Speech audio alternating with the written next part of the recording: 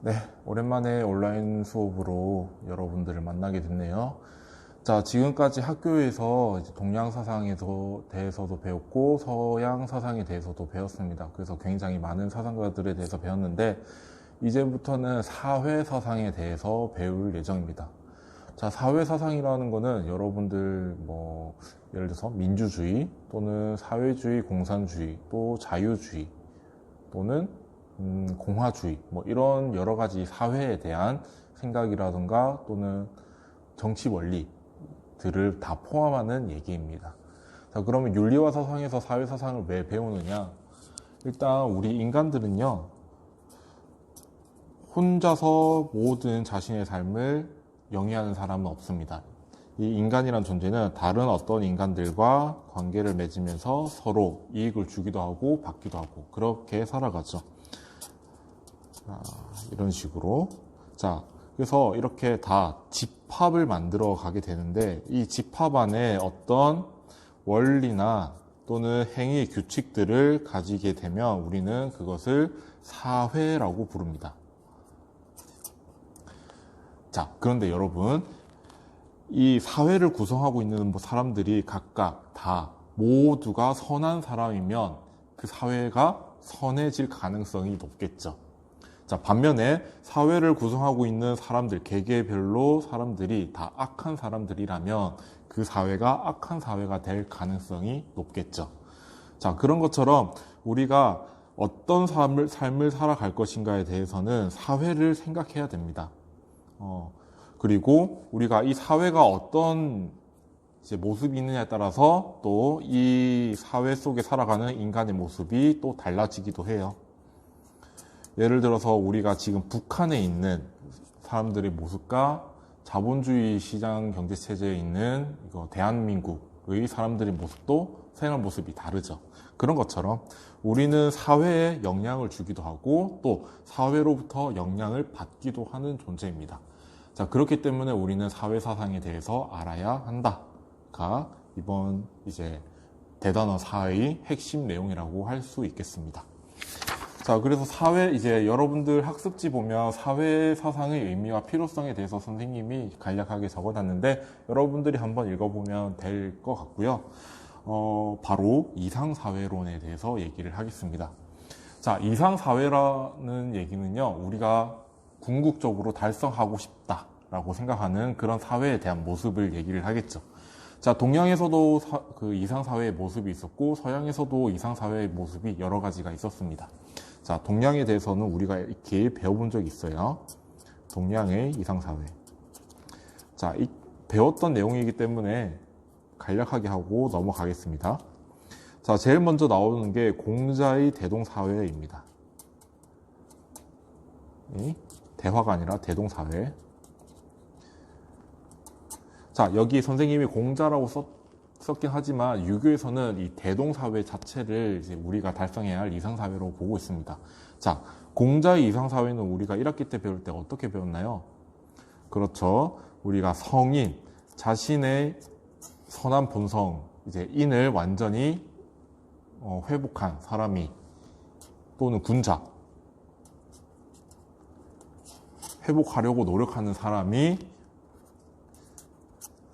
군주가 되어서 어떻게 해야 된다? 형벌을 내려야 되나요? 그렇지 않죠. 덕과 예로서 정치를 해야 된다. 를 해야 된다라고 얘기했던 게 공자의 대동사회였습니다. 자, 그래서 현명하고 유능한 인재가 등용이 되고 재화가 고르게 분배가 되며 약자가 보호받는 사회이다. 또 있었고, 정명이라는 개념도 중요했었죠. 정명이 뭐였나요? 자신의 신분, 위치, 지위에 맞게 행동하는 것을 중시하는 사상이 정명사상이었죠. 그래서 대동사회의 구성원들은 자신의 신분 또는 위치에 따라서 역할이 주어져 있고 그것을 올바르게 실천하는 사람들이 모여있는 도덕적인 사회입니다.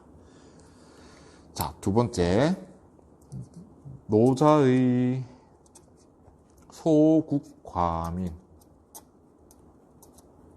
자, 이것도 선생님이 1학기 때 얘기를 했었던 것 같아요. 국. 자, 국가의 영토가 작고 백성들이 적다. 적을 과자입니다. 자, 나라도 작고 백성들이 수도 적다. 자, 노자는요, 일단은 기본적으로 도가사상가이죠. 자, 이 도가사상가들의 특징은 인위적인 것을 부정한다고 했었어요. 자, 그래서 이 소국가민은 예의 범절이라던가 규범에 얽매이지 않고 오히려 인위적인 것들을 다 거부하는 그런 모습을 보였었습니다.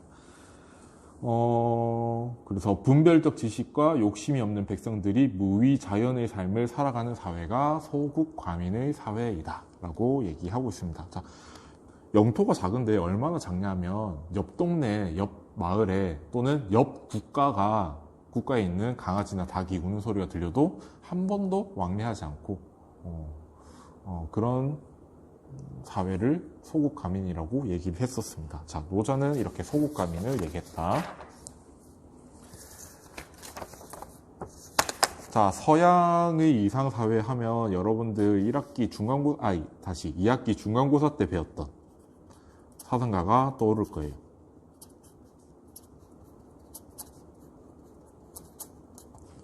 자, 첫 번째, 플라톤. 자, 플라톤의 이제 정치 사상의 핵심은 철인 통치였습니다. 즉, 철학자가 통치자가 되어서 통치해야 된다라고 얘기했었죠. 자, 플라톤이 말하는 이상적인 국가에는요, 세 가지 계층이 존재합니다. 세 계층. 통치자, 방위자, 그리고 생산자. 통치자는 말 그대로 자신이 뛰어난 이성적 능력을 발휘해서 이데아를 이 현실 세계에 실현시키는 역할을 해야 되고, 방위자는 이제 그 통치자들이 만든 법을 실행하고 또 다른 외국의 이제 해외 국가가 우리나라를 침략했을 때 방어하는 역할, 전쟁을 하는 역할, 생산자는 국가 구성원들이 필요로 하는 물품들을 생산하는 역할. 그래서 각각 통치자는 지혜의 덕을 반드시 가지고 있어야 되고, 방위자는 용기의 덕을 가지고 있어야 되고, 생산자는 절제. 물론 절제라는 덕은 생산자뿐만 아니라 통치자, 방위자 모두에게 필요한 덕이라고 얘기를 했었습니다. 자, 그래서 이 세 계층이 각자 자신의 역할을 잘 수행을 한다면 국가 전체로는 정의의 덕이 실현된다. 그래서 플라톤의 이상국가는 정의가 실현된 정의로운 국가다. 자, 두 번째. 여러분들이 처음 듣는 사람일 수도 있는데요. 모어의 유토피아라는 개념이 이제 이상사회가 나옵니다. 유토피아는 여러분들이 많이 들어봤죠. 우리가 이상사회를 유토피아라고 부르기도 합니다. 이 토마스 모어라는 사람이 생각하는 유토피아는 어떤 이제 사회냐면요. 일단 워라벨. 일을 하긴 하는데 물론 자신이 하고 싶은 일을 할 뿐이고요. 그리고 하루에 몇 시간 일을 하지 않아요. 6시간 내지 또 많게는 8시간 정도 일을 하고, 그 외에는 여가 시간이 보장이 됩니다.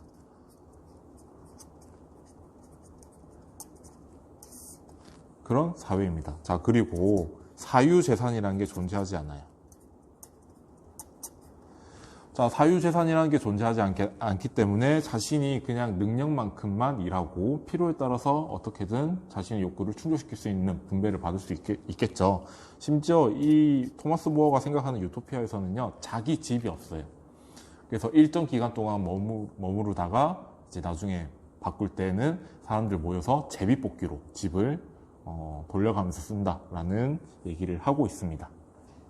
그래서 경제적 평등,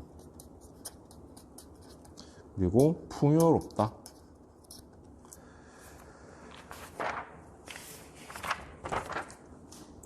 자, 세 번째로 나오는 게 베이컨의 뉴 아틀란티스라는 이상사회네요.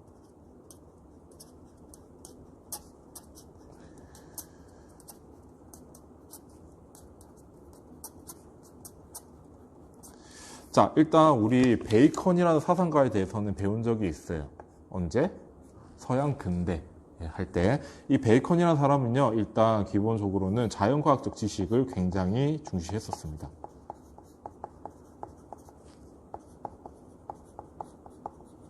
왜? 이 자연과학적 지식을 통해서 인간의 삶을 풍요롭게 할 수 있기 때문에. 그래서 이 사람은요, 자신이 생각하는 이상사회에 대해서도 똑같이 비슷한 맥락에서 얘기를 합니다. 뉴 아틀란티스라는 이상사회는요, 일단 과학이 굉장히 발달했습니다.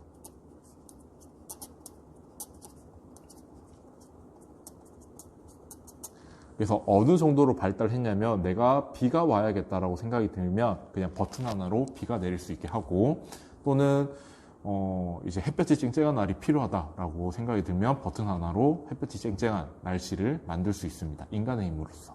자, 그리고 불치병이라는 게 존재하지도 않아요. 왜?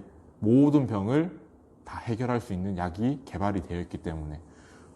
또 마르지 않는 샘물도 존재합니다. 또 내가 며칠 동안 밥을 먹지 않아도 배고픔을 느끼지도 않고, 또 영양실조에 걸리지 않는 알약, 굉장히 작은 알약 하나로도 생명 유지에 아무런 지장이 없는 그런 약도 개발된, 즉 과학이 정말 고도로 발전한 그런 사회를 꿈꿨습니다.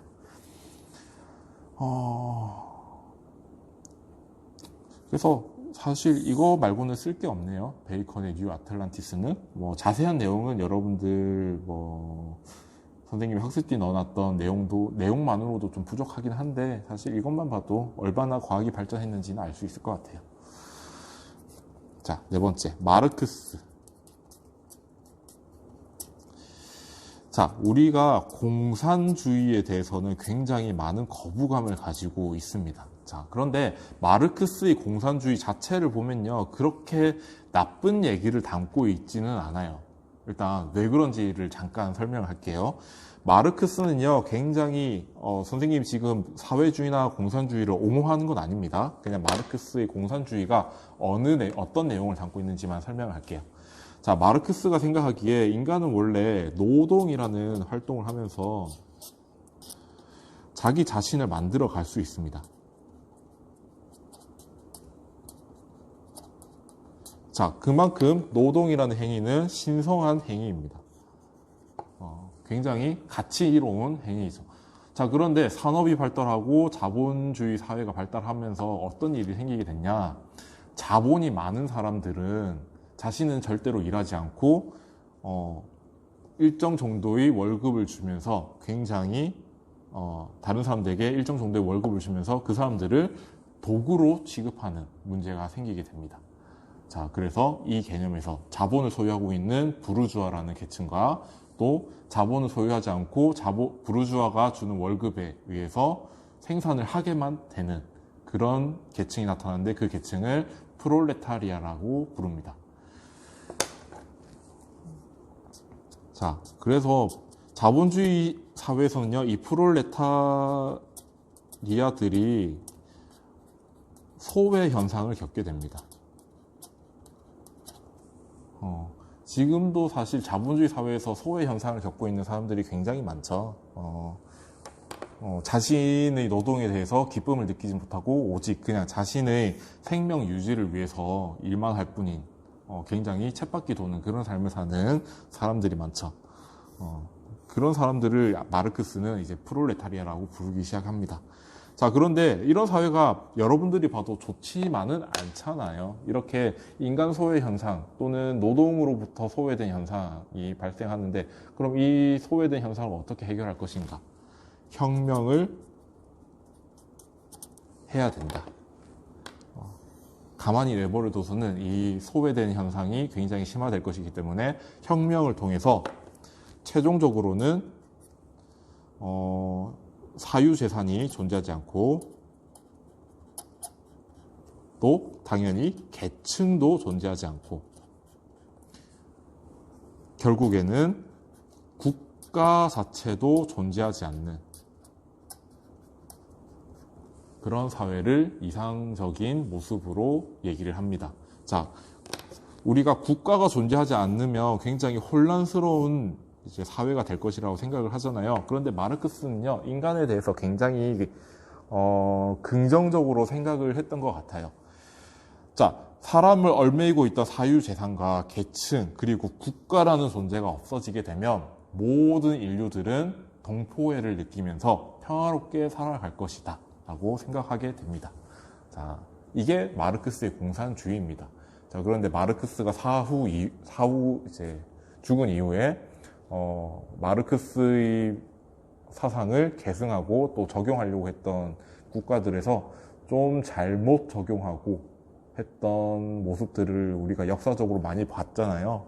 자, 그래서 마르크스의 공산주의라는 사상 자체가 굉장히 부정적인 시선으로 보게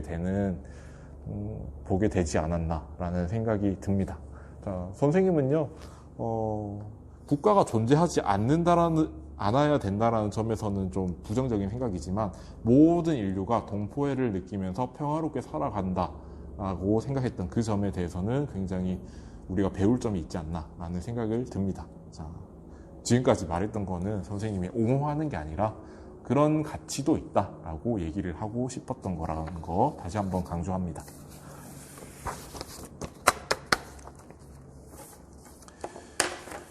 자, 사회주의는요, 여러분들에게 좀 시간이 있었으면 좀 더 깊은, 어차피 교육 과정상에도 들어가긴 하지만 우리가 시수가 좀 부족하다 보니까 사회주의에 대해서 좀 깊은 얘기를 하지 못하고 그냥 넘어갈 것 같아요. 그래서 간략하게 얘기를 했던 겁니다.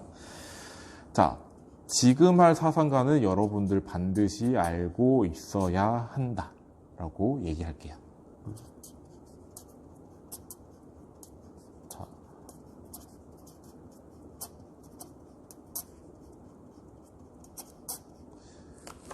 이 롤스라는 사람은요, 일단 3학년 생활과 윤리를 선택한 친구들은 굉장히 중요하고 1학년 때도 아마 접한 친구들이 접했을 거예요. 자, 그리고 정치학과 가는 친구들도 롤스에 대해서 배울 거고요. 다방면에서 많은 영향을 줬던 그런 사상가입니다. 미국 철학자이고요. 하버드 철학과 교수였었고 2002년도에 이제 별세했습니다. 이 사람이 쓴 책은요, 굉장히 많은 책들이 있는데 일단 정의론이라는 책이 있고 정치적 자유주의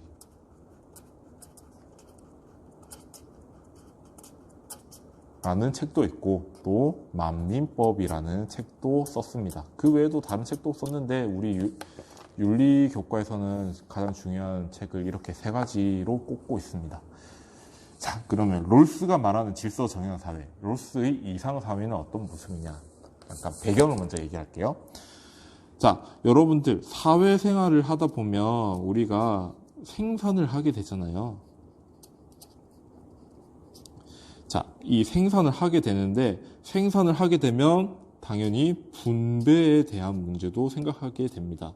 우리가 생산물을 이제 얼마만큼 생산을 했는데 이것을 누구에게 얼마만큼 어떤 기준으로 분배를 할 것이냐라는 게 문제가 되죠. 자, 그래서 우리 현대에서는요, 여러 가지 기준들을 얘기를 합니다. 일단 노력을 많이 하면 분배를 많이 해주자, 또는 업적을 많이 내면 그 사람에게 그만큼의 메리트를 주자, 분배를 많이 해주자, 또는 능력이 좋은 사람에게 당연히 분배를 많이 하는 게 옳지, 기타 등등 여러 가지 분배의 기준들이 존재합니다. 자, 그런데 어떤 한 기준을 선택하면 당연히 그 기준에 대해서 반대하는 사람들도 나오겠죠. 자, 예를 들어서 우리는 보통 업적에 대해서, 지금 현대에서는 업적에 대해서 분배를 하는 기준이 많이 잡혀 있는데 어떤 사람들은 불만일 거예요. 아니, 내가 태어날 때부터 한쪽 팔이 불편한데 그러면 당연히 나는 업적을 많이 낼 수 없는 상황이지 않느냐. 그럼 당연히 노력을 기준으로 분배하자라고 얘기하는 사람들도 있을 거고, 아니야, 나는 태어날 때부터 능력이 좋았어. 그럼 당연히 나는 능력에 따라서 분배하는 것을 좋다라고 얘기할 거야 라는 사람도 존재하겠죠. 그래서 어떤 한 가지 기준에 따라서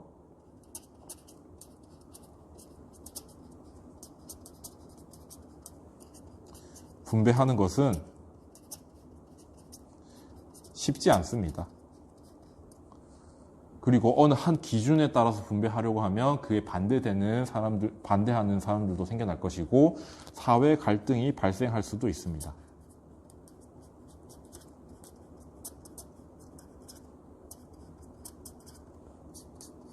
그러면 이거는 굉장히 심각한 문제라고요.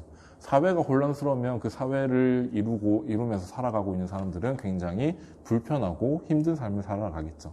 그러면 어떻게 해야 돼? 해결해야 되지. 그래서 분배를 어떻게 할 것인가에 대한 얘기를 하게 됩니다. 자, 그러면 일단 롤스가 생각하는 사회가 무엇인가? 자, 롤스가 생각하기에 사회는요, 굉장히 합리적인 개인들이 모여서 협동하는 구성체다라고 얘기합니다. 자, 실제로 우리는 협동하죠. 내가 이것을 생산할 테니까 너는 이것을 생산해. 그래서 우리 남는 생산 물품으로 교환하자. 이게 우리가 살고 있는 시대 사회잖아요. 자, 그런데 이 사회가 이렇게 되다 보니까 두 가지 관점이 생기게 됩니다. 첫 번째, 사회 협력을 통해서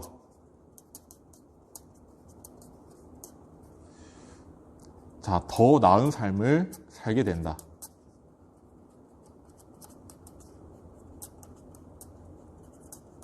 자, 여기에 대해서는 모든 사람들이 의견을 일치시킵니다.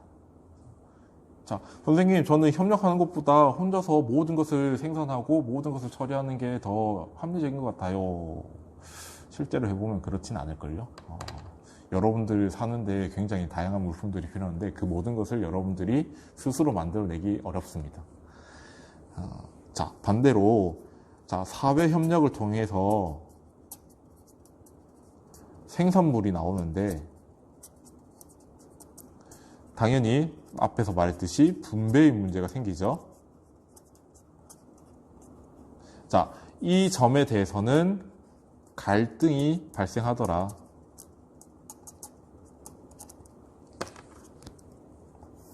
그러면 당연히 해결해야지.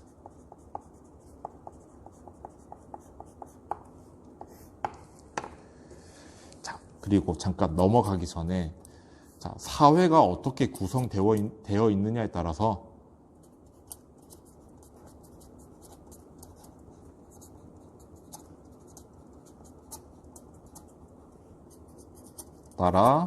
개인의 삶도 달라질 수 있다.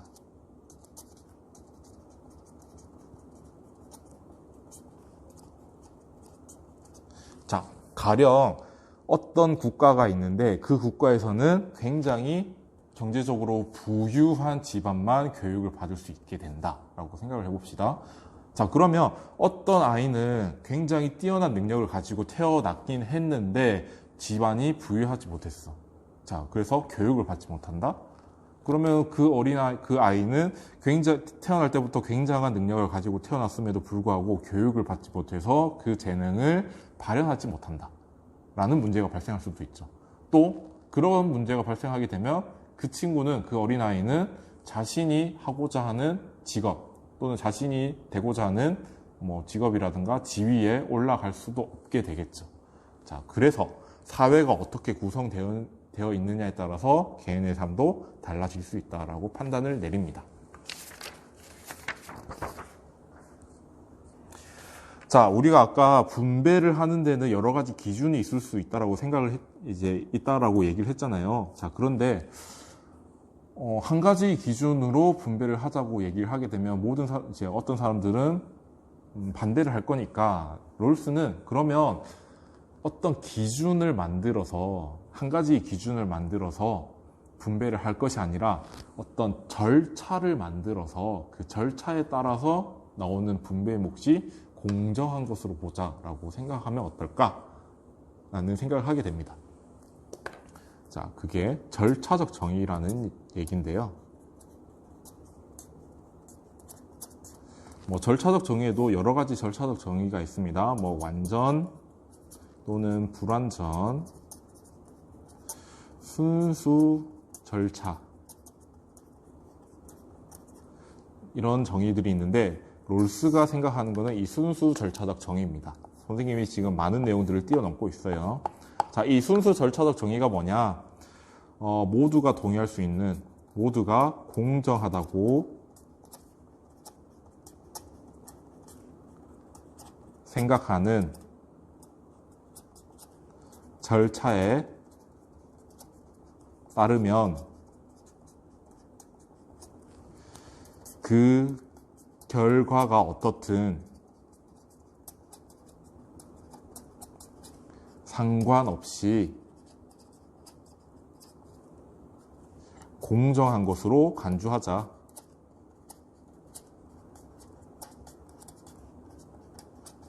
정의로운 것으로 간주하자라고 하는 게 순수 절차적 정의입니다. 그러니까 모든 사람들이 저 절차는 정의롭네 라고 생각하는 절차, 규칙들이 존재한다는 거죠. 우리 쉽게 생각하면요, 도박을 얘기할 수 있겠습니다. 도박. 자, 이때 조건은 속임수를 쓰지 않는, 그 전제 조건 하에서 그 게임마다 규칙들이 있잖아요. 그 규칙을 잘 지키면서 나오면 결과가 어떻게 형성이 되든지 상관없이 그 결과를 공정한 것으로, 올바른 것으로 이제 생각을 하게 되잖아요. 그런 것처럼 이런 절차에 따르면 그 결과가 어떻게 나오든지 상관없이 공정한 것으로 간주하는 절차적 정의라는 게 있다.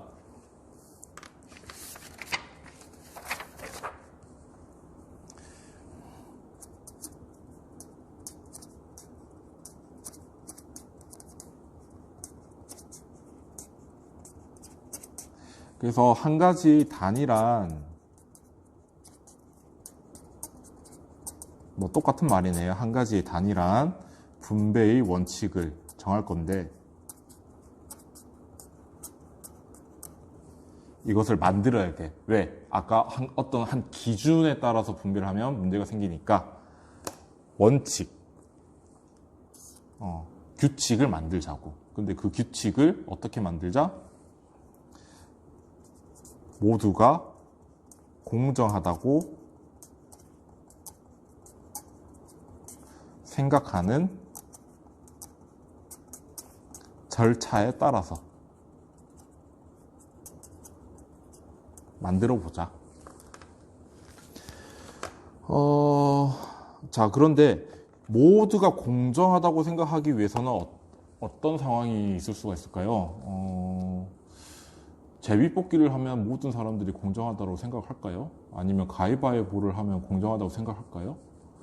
아니면 달리기를 해서 이긴 사람이 이제 원칙을 정하면 그거는 공정한 건가요? 그렇지 않겠죠.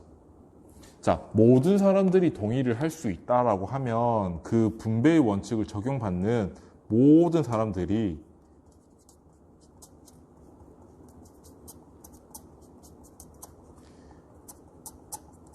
합의를 해서 만들어내야 한다.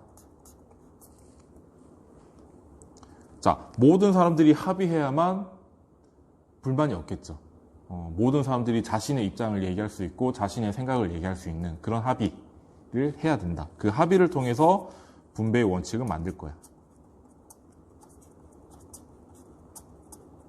그래야만 아무도 불만을 갖지 않겠지. 그리고 모든 사람들이 정의롭다라고 생각을 하게 되겠지. 자, 그래서 모든 사람들이 어떻게 분배할 것인지를 정하는 원칙을 정할 거잖아요. 이 원칙을 정할 때 모든 사람들이 합의에 의해서 정하는 것을 공정으로서의 정의라고 부르고 있습니다. 선생님 지금 말이 굉장히 좀 어렵게 꼬이고 있는 것 같은데, 한마디로 얘기해서 지금 한 가지 기준을 삼아서 분배를 하면 문제가 생기니까 그 기준을 만들 게 아니라 분배의 규칙을 만들자. 원칙, 절차를 만들자. 자, 그런데 그 절차는 어떻게 만든다? 모든 사람들이 합의를 통해서 만든다. 이렇게만 정리를 하면 되겠습니다. 자, 선생님도 굉장히 오랜만에 하니까 말이 꼬이는 것 같아. 그리고 선생님이 수업 시간에 얘기를 했었잖아요. 혼자서 막 떠들면 오히려 잘 안 된다고. 그래서 여러분들이랑 막 대화도 하고 이제 리액션도 보고 하면서 수업을 해야 잘 되는데 안 되는 것 같아요. 오랜만에 하니까. 자, 그래서 지금 학습지 2페이지까지 끝낸 내용입니다. 자, 공정으로서의 정의. 사회 협력을 통해 생산되는 이익의 분배로 인해 발생하는 갈등을 해결하기 위해 단일한 분배의 원칙이 필요하다. 그래서 나는 만들 거야, 지금. 자, 근데 모든 사람들에게 받아들여질 수 있는 것이어야 하므로 모든 사람이 합의에 의해서 만들어져야 돼. 그리고 분배의 원칙이 채택된 이후에는 사회의 기본 구조, 이제 어떤 내용들이 들어가냐면 정부의 형태가 어떻게 될 것인지. 지금은 아직 민주주의 정부라고 얘기를 안 했습니다. 정부의 형태는 어떻게 만들 것인지, 또는 체계는 어떻게 잡힐 것인지, 또는 법은 어떤 내용으로 삼을 것인지, 그런 것들을 다 이 원칙이 정해진 이후에 원칙에 따라서 만들 것이다 라는 내용입니다.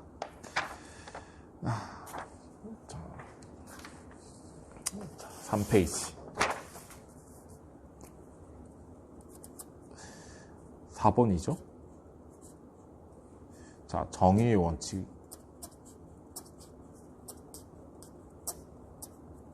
자, 이 정의의 원칙이라는 것은 아까 말했던 공정한 분배의 원칙을 얘기합니다.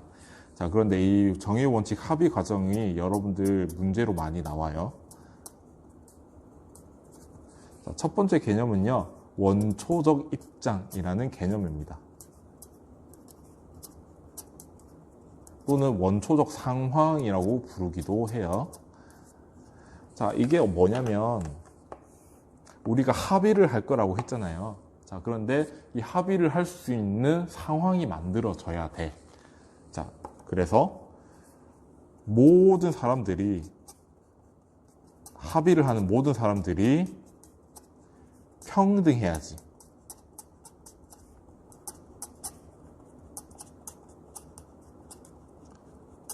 자, 평등하지 않다면, 그 합의를 하는 상황에서 평등하지 않다면 어떤 사람이 권력이 더 많다거나 또는 어떤 사람이 자신의 재능이 뛰어나다는 것을 스스로 알고 있다고 하던가, 그렇게 되면 자기한테만 유리하게끔 합의를 하려고 할 거잖아요. 자, 그러면 안 된다 그러고. 그래서 평등한 상태를 만들어 줘야 돼. 자, 그리고 평등한 상태에서 합의될 수 있는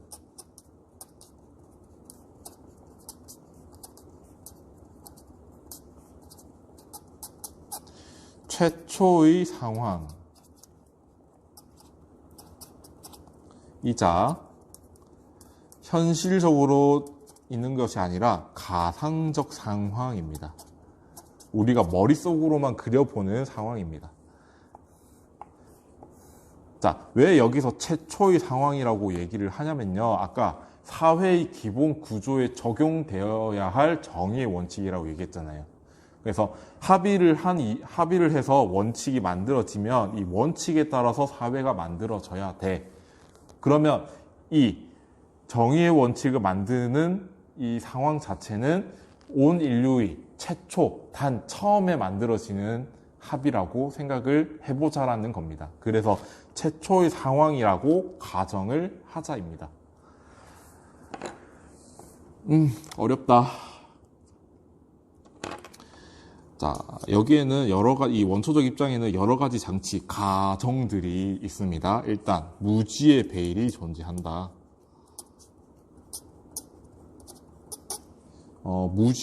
무지의 장막이라고 부르기도 합니다.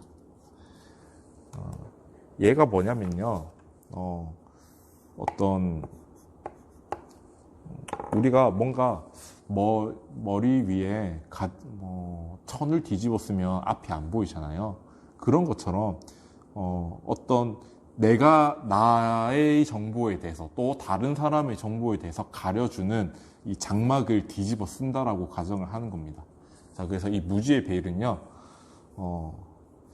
합의에 영향을 줄 수 있는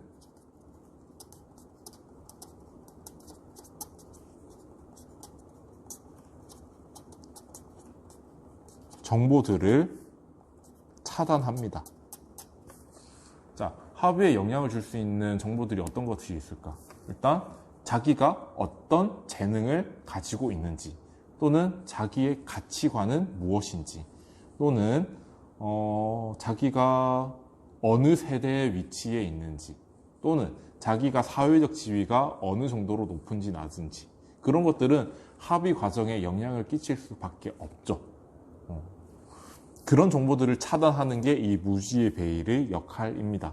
그래서 차단하는 정보가 굉장히 많아요. 여러분들 학습지 위쪽에 보면 개인의 사회적 지위 및 계층도 몰라야 되고, 선천적 능력, 재능이나 지능이나 외모 등도 몰라야 되고, 자신의 가치관도 몰라야 되고, 자신의 심리적 특징도 몰라야 되고, 자신이 어느 세대에 속해 있는지도 몰라야 되고, 자기가 좋아하는 정치, 경제적 그런 입장도 몰라야 되고, 현재 사회의 정치, 경제적 상황도 몰라야 된다.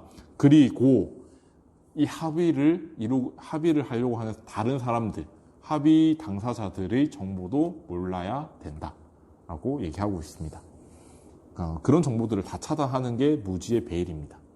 자, 반면에 무지의 베일을 쓰긴 하지만 그래도 제공되는 정보가 있어요. 어떤 것들? 사회가 정의의 여건 하에 있다는 사실. 이거는 많은 친구들이 모르는 내용이기도 한데, 3학년 언니들도 더 모르는 내용이긴 한데, 정의라는 건요, 여러분들의 욕구를 모두 충족시킬 만큼 물건이 있어서도 안 돼요. 반대로 여러분들의 욕구를 단 한 번도 충족시키지 못할 만큼 물건이 부족해서도 안 돼요. 적절하게 부족해야만 정의라는 것을 말할 수 있습니다. 그냥 이 정도로만 여러분들 기억을 하면 됩니다. 아무튼 개방되는 정보는 사회가 정의 여건하에 있다는 사실, 그리고 인간 사회에 대한 일반적인 사실, 이렇게 하면 어떻게 나오더라? 정치적인 현상이라든가 경제적인 이론, 또는 일반적인 심리 법칙, 내가 이렇게 행동하면 사람들은 보통은 이런 감정을 갖게 되더라 라는 그런 내용들은 충분히 제공될 필요가 있다. 자, 그러면 이 무지의 베일이 합의에 영향을 줄 수 있는 정보들을 차단하는데,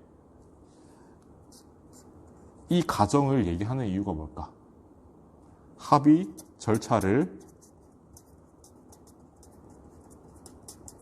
공정하게 하기 위해서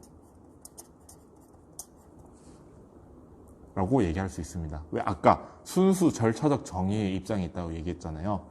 정의로운, 모든 사람들이 정의롭다고 생각할 수 있는 절차가 존재한다면 그 결과가 어떻게 나오든지 그 결과에 대해서 정의롭다고 생각하자라고 했잖아요. 그래서 절차를 분배의 원칙을 만드는 절차를 공정하게 하기 위해서 무지의 베일을 가정합니다. 자, 지금 선생님이 사실 롤슨요 3학년 언니들 가르칠 때 4시간 정도 걸렸던 내용인데 1시간 내로 하려니까 힘드네. 자, 두 번째 가정. 원초적 입장에는 무지의 베일이 존재한다 뿐만 아니라 합의 당사자, 합의에 참여하는 당사자들은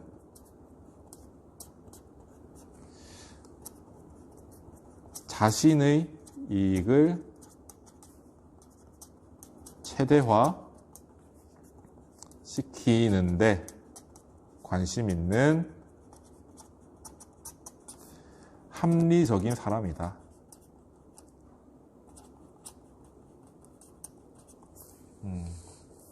자, 그래서 자기 것을 버리고 자기 이익을 버리고 다른 사람에게 더 좋게 해주려는 그런 마음은 없습니다.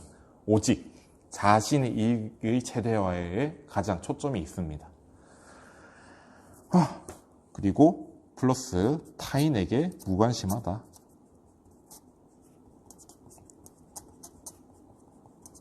자, 이 무관심이 어떤 내용까지 포함을 하고 있냐면요, 타인에게 시기심을 가지지 않는다.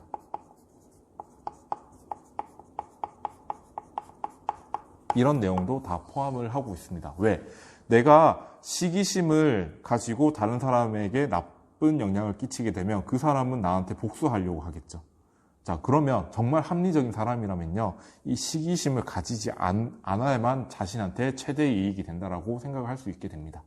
그래서 시기심을 표현하지 않는다. 시기심을 가지지도 않는다. 자, 그래서 몇 번이야?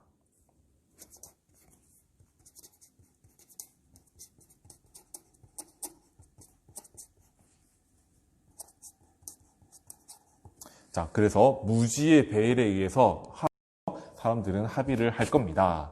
자, 그러면 합의를 할 때 고려해야 될 상황이 있죠. 만약에 지금 합의를 하고 있는데 내가 사회적 위치가 어디에 있는지 모르잖아요.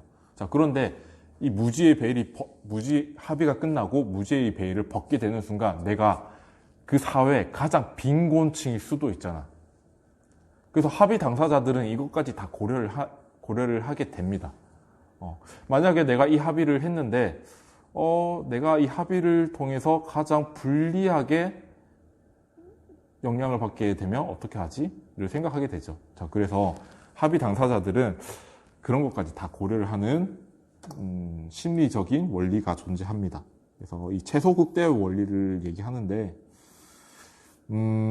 자신이 가장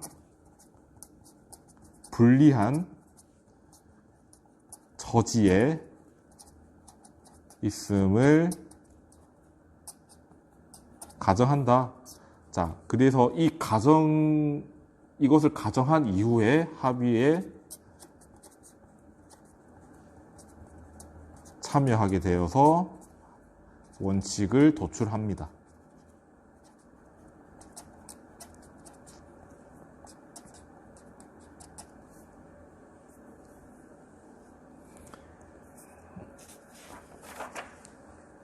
그래서 합의를 해서 두 가지 원칙이 나옵니다. 몇 번이야 또? 정의의 두 원칙.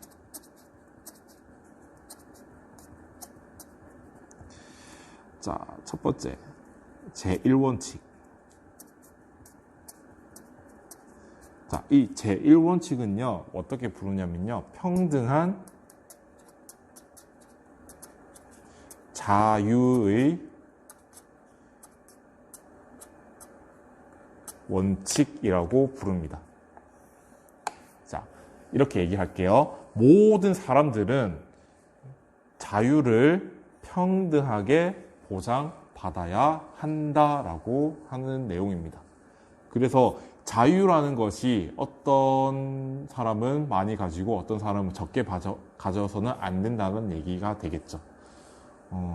지금 현대 사회를 살면 이제 빈익빈 부익부 현상이 아직도 많이 드러나고 있잖아요. 그래서 돈 있는 사람은 다른 일반 서민들보다는 달리 좀 더 많은 자유를 실현하는 것 같고, 돈 없는 사람은 돈 있는 사람들에 비해서 더 적은 자유를 보장받는 것 같고, 그런 불합리한 상황이 많이 보이잖아요. 그래서는 안 된다고. 롤스가 생각하기에는 모든 사람들은 다른 사람이 누리는 만큼의 자유를 보장받아야 된다고 생각합니다. 그게 제1원칙. 자, 두 번째, 제2원칙이 있는데요. 자, 이 제2원칙은 여러분들을 많이 괴롭힐 원칙입니다. 일단 제2원칙은 사회적, 경제적 불평등을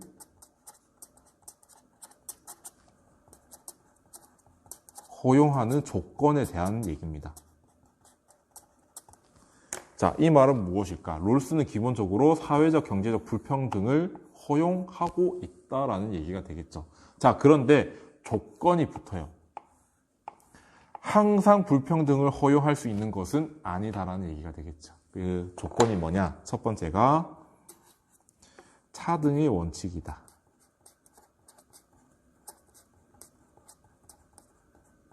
자, 이 차등의 원칙이 뭐냐면요. 어떤 사람이 돈을 엄청 많이 가져가는 것이 정당화되기 위해서는 그 사람이 돈을 엄청 많이 가져가는 것이 모든 사람들에게 이익이 되어야 한다라는 원칙입니다. 그게 차등의 원칙입니다. 자, 다른 말로는요. 그 사람이 많은 돈을 가져가는 게 정당화되기 위해서는 최소 수혜자에게 이익이 되어야 한다라고 얘기를 합니다.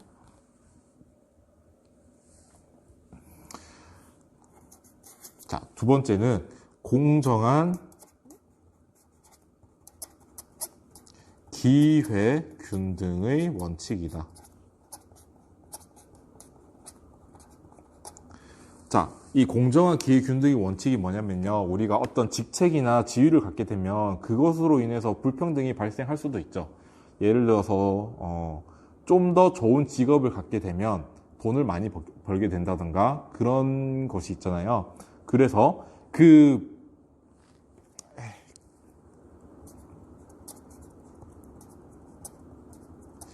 자, 지위와 직책은 불평등의 계기가 될 수 있다.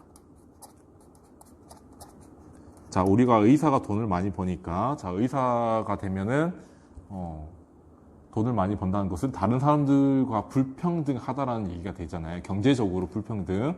자, 근데 이 공정한 기회균등의 원칙이 뭐냐면요. 그런 지위, 불평등의 계기가 되는 지위와 직책을 얻을 수 있는 기회는 모두에게 열려 있어야 된다라는 얘기입니다. 인종에도 상관없이, 또는 출신 지역에도 상관없이, 교육 수준에도 상관없이, 다 보장이 되어야 한다. 그런 지위를 또는 직책을 가질 수 있는 기회는 모두에게 열려 있어야 된다라고 얘기를 하는 게 공정한 기회균등의 원칙입니다. 그래서 이 두 가지 원칙에 따라야만 사회적, 경제적 불평등이 허용된다고. 아이고.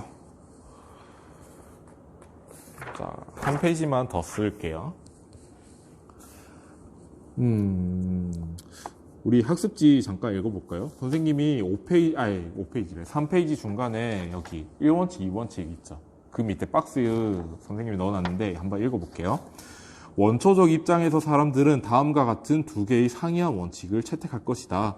첫째 원칙은 기본적 권리와 의무의 할당에 있어 평등을 요구하는 원칙이며, 둘째 원칙은 사회 경제적 불평등. 예를 들면 재산과 권력의 불평등을 허용하되 그것이 모든 사람, 그 중에서 특히 사회의 최소 수혜자에게 그 불평등을 보상할 만한 이익을 가져오는 경우에만 정당한 것임을 내세우는 원칙이다. 자, 그래서 모든 사람에게 이익을 주지 않는 단순한 불평등은 부정이다. 모든 사람은 사회적 기본 구조 내에서 허용될 수 있는 불평등으로부터 이익을 얻어야 한다. 아까 말했죠. 차등의 원칙은 최소 수혜자한테 이익이 되는 경우, 또는 모든 사람들에게 이익이 되는 경우에만 불평등을 허용하는 원칙이라고 얘기했습니다. 자, 아까 근데 여기 자, 제1원칙 평등한 자유의 원칙, 그리고 제2원칙에는 차등의 원칙과 공정한 기회균등의 원칙이 있는데, 이게 넘을 수 없는 순서가 있어요.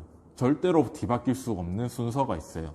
제일 먼저 항상 언제 어디서나 보장되어야 하는 것은 제1원칙입니다.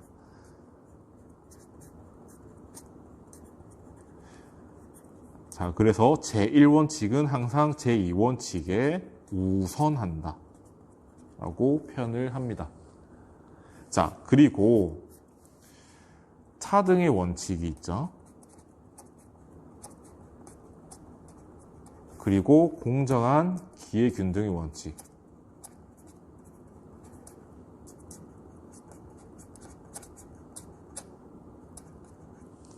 이것도 순서로 치면 순서가 아니에요. 우선순위로 치면 공정한 기회균등의 원칙이 차등의 원칙보다 더 우선해서 적용되어야 한다라고 얘기를 합니다. 자, 그래서 정의의 원칙을 이렇게 합의를 했고요. 이 정의의 원칙에 따라서 앞으로 어떤 사회가 되어야 할 것인지, 어떤 사회 정부의 형태를 만들어내고 또 법을 만들어내고, 그래서 그 법과 정부, 사회의 구조에 따라서 분배를 하자라고 얘기하는 게 롤스의 정의론의 얘기입니다. 자, 그리고 이렇게 정의의 원칙에 따라서 법이 만들어지고 또 사회가 운영이 되는 사회를 질서 정연한 사회라고 부릅니다. 좀 선생님이 지금 난잡하게 얘기하는 것 같아. 좀 오히려 여러분들 보면서 하면 좀 구체적으로 여러분들에게 다가갈 수 있을 것 같은데 좀 그런 것 같은데. 자, 정의에 대해 공유된 관점. 이것을 그냥 쉽게 말하면 공유된 정의관이라고 부르기도 합니다.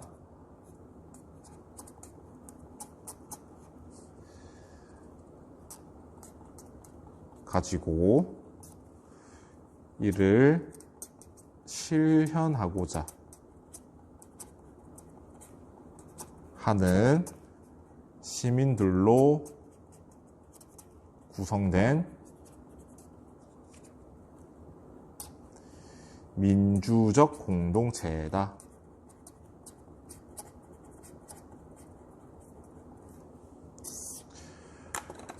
사실 이 민주적 공동체라는 거는요, 아까 정의의 원칙을 적용한 결과 그 원칙들이 있잖아요. 원칙들을 다 적용시키는 게 어떤 정부 형태가 있나 생각해 본 결과 나온